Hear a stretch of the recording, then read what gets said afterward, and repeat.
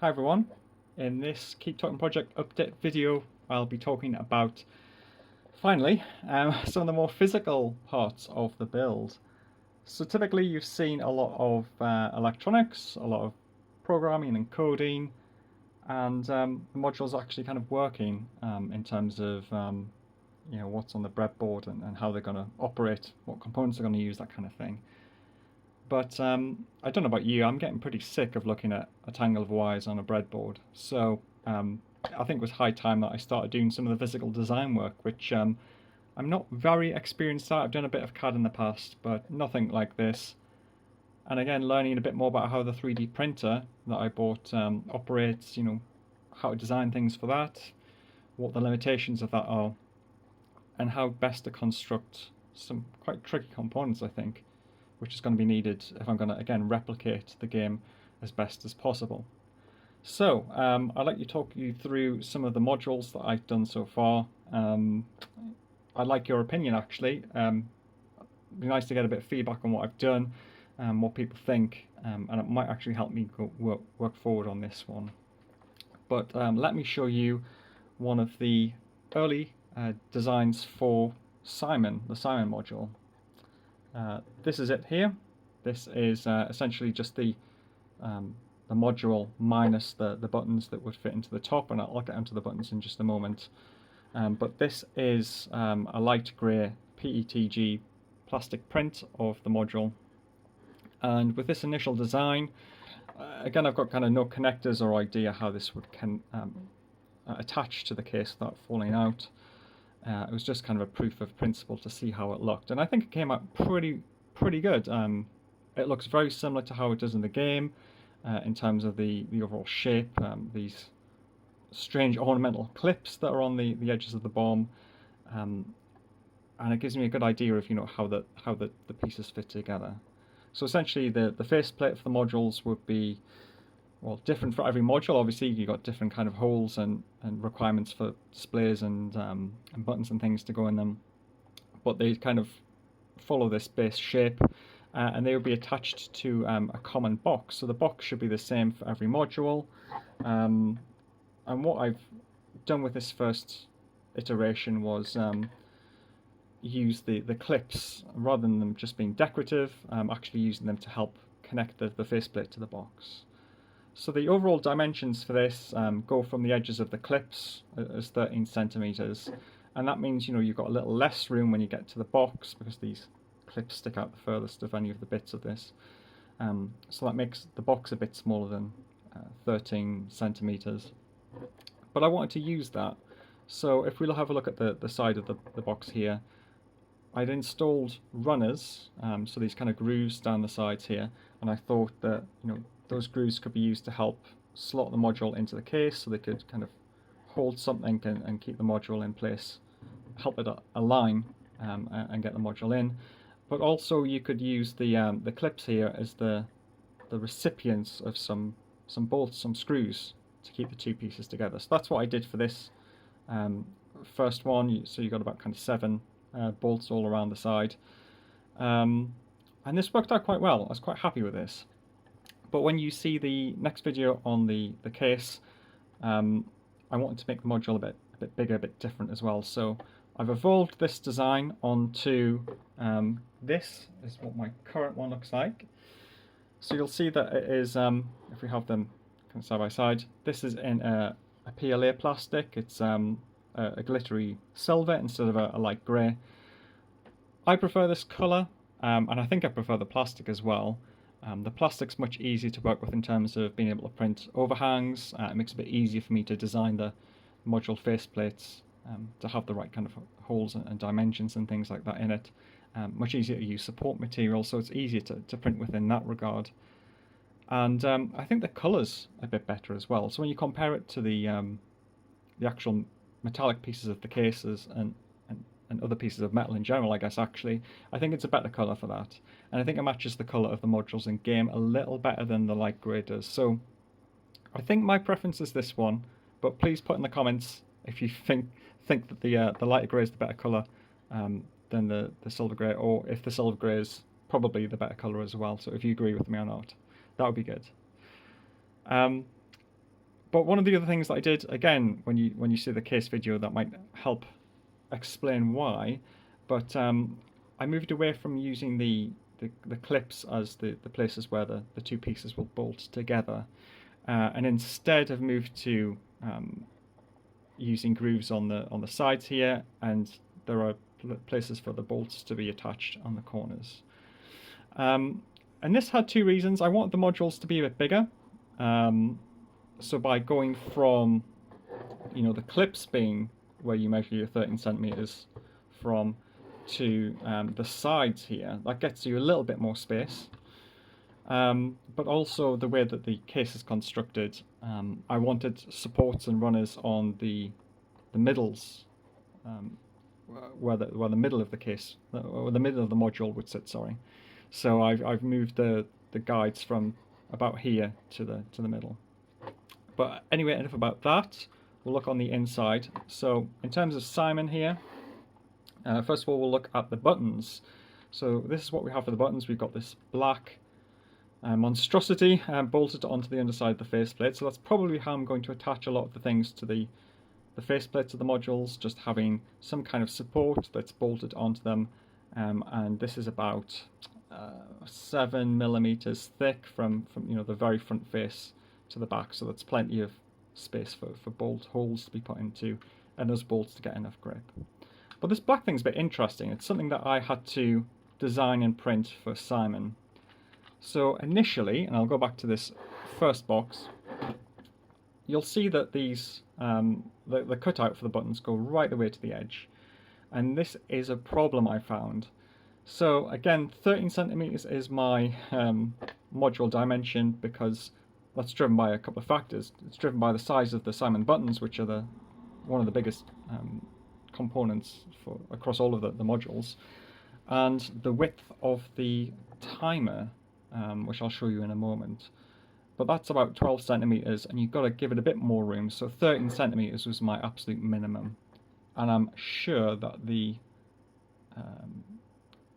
bomb in the game has modules smaller than 13 centimeters. Correct me if I'm wrong, but I don't know, it just doesn't seem that big. So I tried to make it as small as possible, so 13 centimeters was my limit.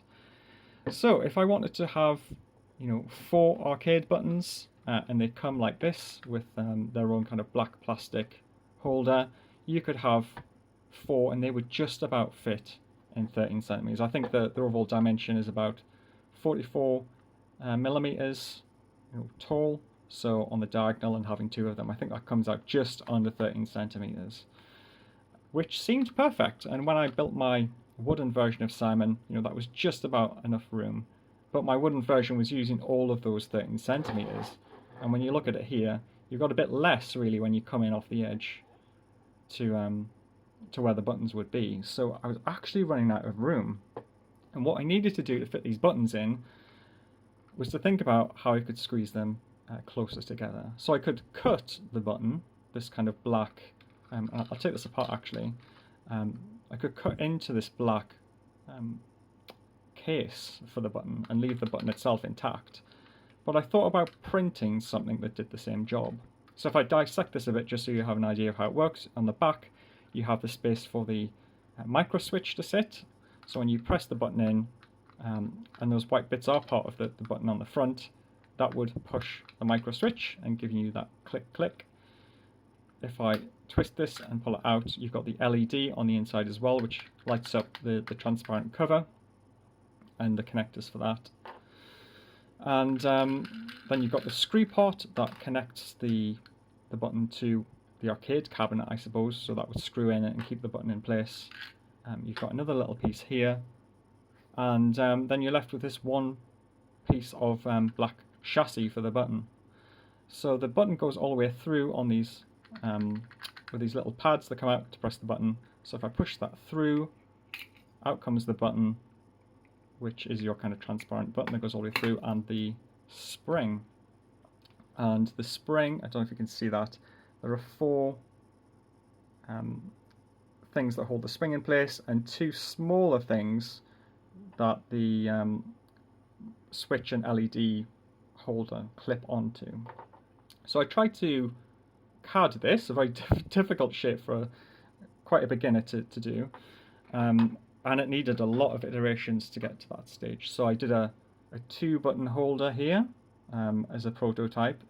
Didn't quite work. There were a couple of problems with this that meant the clips here for the switch were a bit too big, so they didn't quite go in, and the button got jammed because I needed a bit of a chamfer here, as there was a bit of a widening around the base. So I had a couple of iterations where we moved to this, and that was an improvement because it was broken in 2 parts. So you could print both of those without any supports, and then they were bolted together onto the faceplate. And that worked quite well. So this is what I was using for that original design. So this would bolt to the underside of the faceplate, and again you could take your button, push it through, and clip your switch into here, if I can. This might actually be a different design of switch than I've previously been using. Might just go in.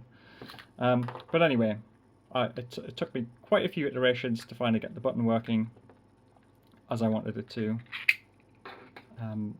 But we finally got there. It was quite a complicated piece to do to get to this stage. But there we are. So you can see that you can press all of these buttons, nice clicky sound, and you've got the connectors here, which can be wired off to the controller board. One last piece on this is actually the button holder. So this is another printed piece of clear PLA. Try to again model the shape and the look and the feel of the bulb on the game, and there's a small gap in the end for the LED to fit into, and this is just held in with friction for the moment, but it could be glued in as well. But I think that gives a really good overall design for how the module looks. And again, I could bring the buttons in, and there's plenty of space around the outside for them. But I'll now move on to the box itself. So this is a bit difficult to show you, but we've got the LED here. We've got the circuit board with not much on it, to be honest. We've got the ESP, that's the controller, the CAN chip, which deals with communications between the modules. And in the corner, you've got this DB9 connector that would attach to this in the case to transmit power, comms, all that kind of stuff. So that just connects like that. So again, this is the first circuit that I soldered up. It could be a lot smaller. The real challenge was fitting everything into the box for Simon. So although I made the box a little bit bigger, you'll see how deep the switches come, which I couldn't make any smaller, unfortunately. So it wasn't possible to get the circuit board to lie flat on the base. And again, these contacts come up quite close to the edge. So again, it was quite a challenge to squeeze the circuit board in, and it's a very tight fit when you get everything together. But that's what I got so far. And again, now I've got a first copy of how the circuit board looks. I can refine this, make it a bit smaller, maybe put it in a more convenient location as well. And that's just kind of held in by a bit of a printed clip at the bottom. So nothing special there. The only thing I need to do to really complete this is to solder some wires onto the board and to the switches and lights.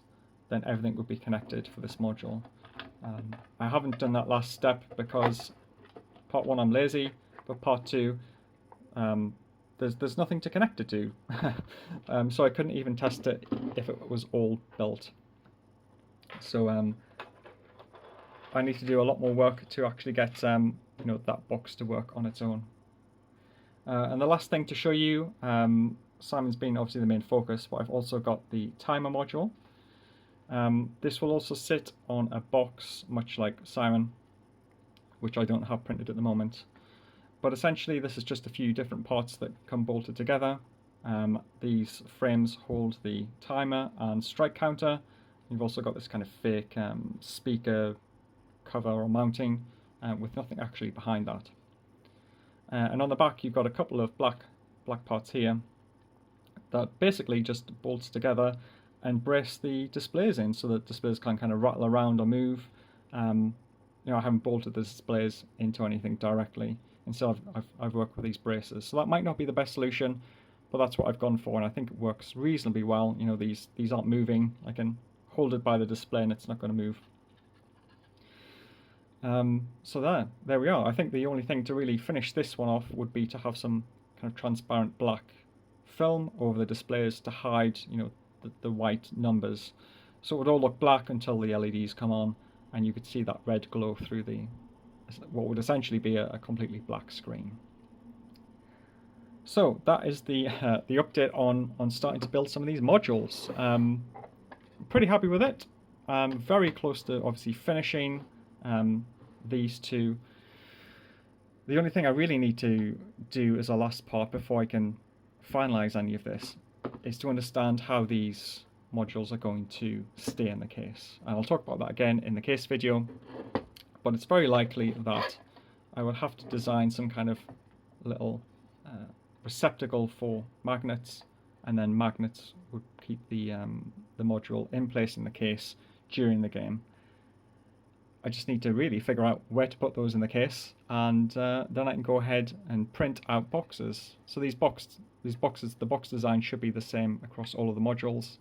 So again, once I've got those magnets sorted, I can just start churning out boxes. And then the only thing I have to do is to worry about the different faceplate designs for all of the other modules I'm doing. But there was the update on the 3D printing and module design. Hopefully you'll see different modules come together. It's been really nice to have something physical, something that looks really good. It's been a big boost to the morale of this project, and it's kept me going a bit longer than I otherwise would have. I think I would have really slowed down on pace without some of this. But please let me know what you think of anything, of the material choice, the color, how it looks. Does it look as good as you expect? Are there any improvements I could make?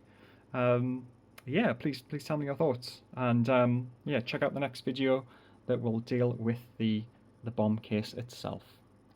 So thanks very much, and see you next time.